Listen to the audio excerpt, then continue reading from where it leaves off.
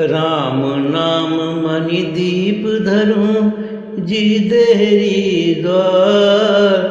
तुलसी भीतर वाहे रहूं जो आसी उजियार।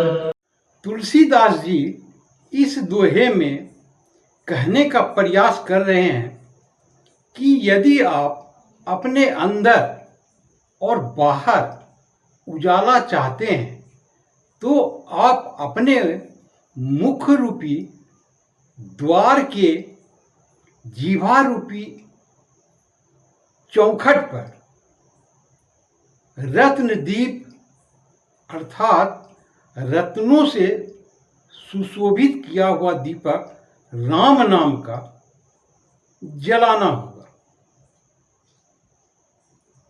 अर्थात ये अंदर की उजाले और बाहर के उजाले का तात्पर्य क्या है? अंदर का उजाला सुख, शांति, चैन, ये अंदर के उजाले हुए। मन मस्तिष्क में मन प्रसन्न है, खुश है, शांत चित्त है। बाहर के उजाला हर चीजों से परिपूर्ण, हर सुख साधन, हर सुविधाएं जो एक अच्छे मानव के लिए अर्थात कहें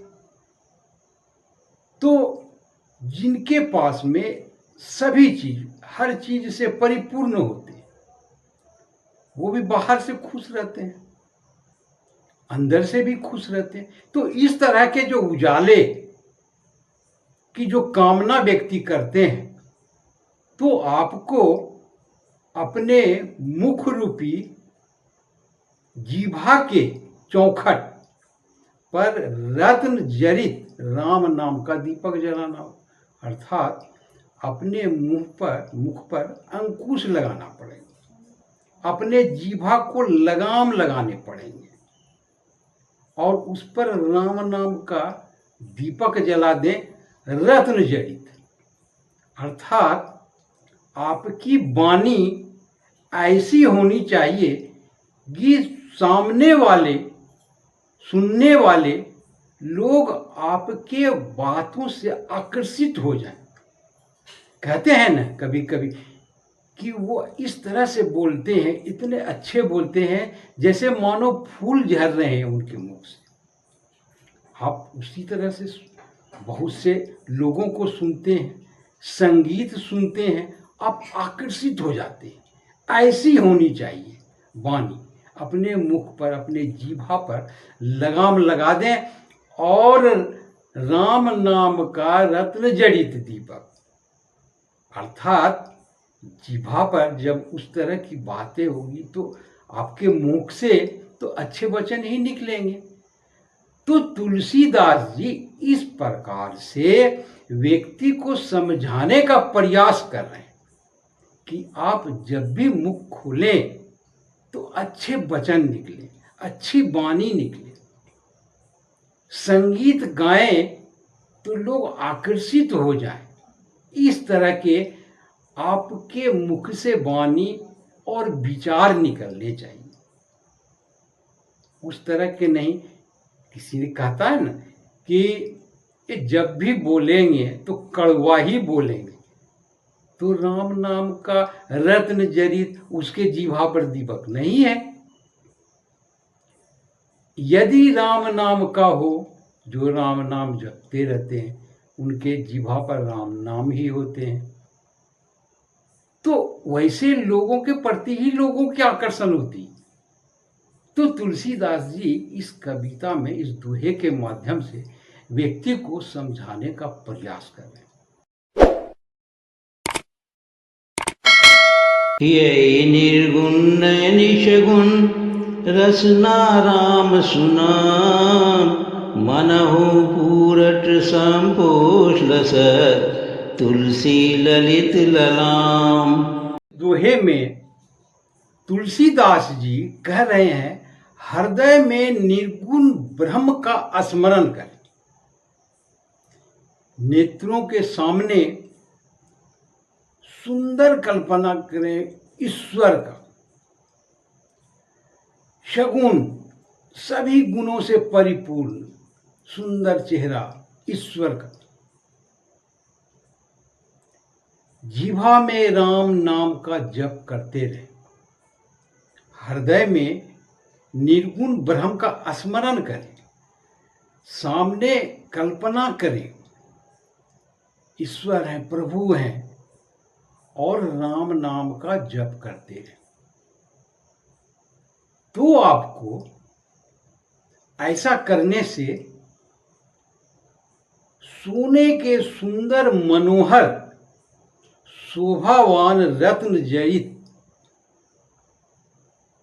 जिस प्रकार से लोग यदि बहुत अच्छे जेवरात हो, सोने का, शुद्ध सोने का, रत्न जड़ित हो, तो किस प्रकार से आकर्षण हो जाते हो, देखा, अरे वाह बहुत सुंदर है।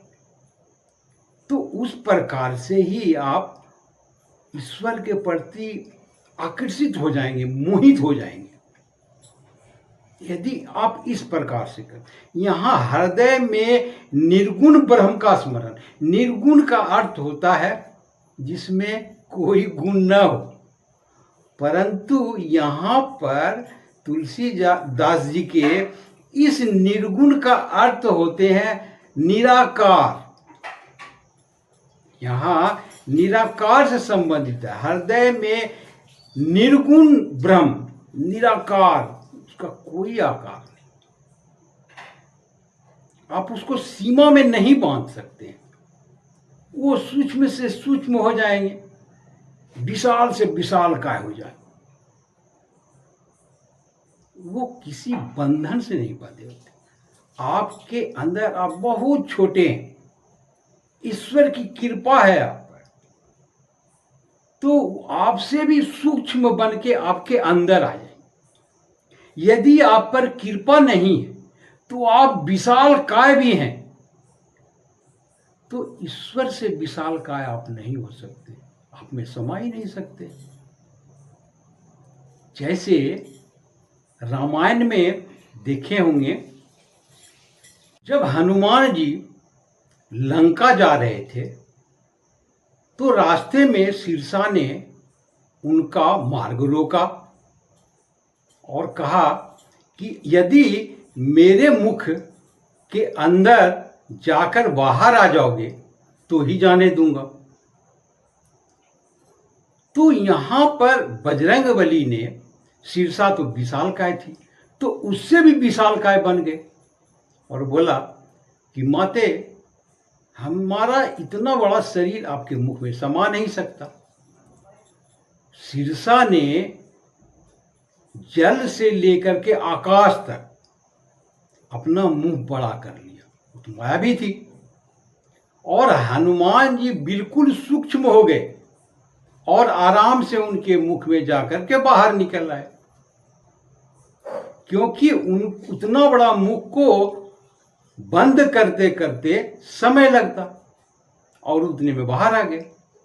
तो सिरसा ने कहा कि तुम बलवान ही नहीं चतुर भी हो, जाओ तुम सफल हो।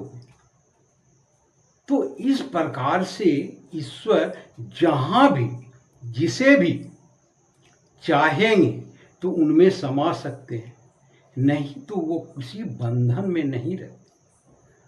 वो सूक्ष्म से सूक्ष्म भी है, विशाल से विशाल काय भी है, इसीलिए निराकार है, उनका कोई आकार नहीं, किसी बंधन में नहीं, उनकी कल्पना नहीं कर सकते। तो इस तरह से यहाँ यही समझाने का प्रयास कर रहे हैं कि निर्गुण ब्रह्म का स्मरण करें और अपने मन में कल्पना करें। सनातन में तस्वीर रख के क्यों पूजा करते हैं? इसीलिए करते हैं कि यही ईश्वर का स्वरूप है, उसको अपने मन के अंदर लाइए, अपने ध्यान में लाइए। वैसे पूजा मत कीजिए, उससे बेहतर ना करना है। आप पूजा कर रहे हैं, ध्यान में लगा रहा कि दाल नहीं जल जाए, ध्यान में लगा रहता है, स्कूल से बच्चे का टाइम हो गया आने का या जाने का, जो भी हो, तो मन भटक गया, तो वो आपका पूजा नहीं। आप यदि करते हैं 5 मिनट ही करें, तो उसी प्रकार से पूरा ध्यान केंद्रित करके फिर ईश्वर का स्मरण करें तो आपको उनका फल मिलेगा। कहते हैं ना कि जिससे लगाव होता है वो गलती से भी कोई दूसरे आदमी को हम वो समझ बैठते हैं। मान लिया जाए, सपोज कीजिए कि किसी को आप बहुत अच्छा चाहते हैं, कोई आपका दोस्त हो, पुत्र हो, पति हो, पत्नी हो, जो भी हो, कोई भी रिश्ते में बहुत दिनों से नहीं मिले, उसकी याद आती है तो आप दूसरे को टोक देते हैं, लग रहा है वही है। क्यों ऐसा होता है? क्योंकि आपको उससे लगाव है। तो ईश्वर के प्रति इस तरह के जो लगाव हो जाएंगे तो ईश्वर की सचमुच में, वास्तव में भक्ति भी हो जाएगी। तो तुलसीदास जी यही समझाने का प्रयास कर रहे हैं कि आप इस प्रकार से ईश्वर का स्मरण करें, तब आपको ईश्वर वास्तव में दिखेगा। जिस प्रकार से सोने में जड़ित रत्नों में आकर्षित हो जाते हैं, यही समझाने का प्रयास करें, उसी प्रकार से आकर्षित हो जाएंगे आप। तो ये था तुलसीदास जी के दोहे की व्याख्या। आशा करता हूं अच्छे लगे होंगे। आपने देखा, इसके लिए शुक्रिया, धन्यवाद।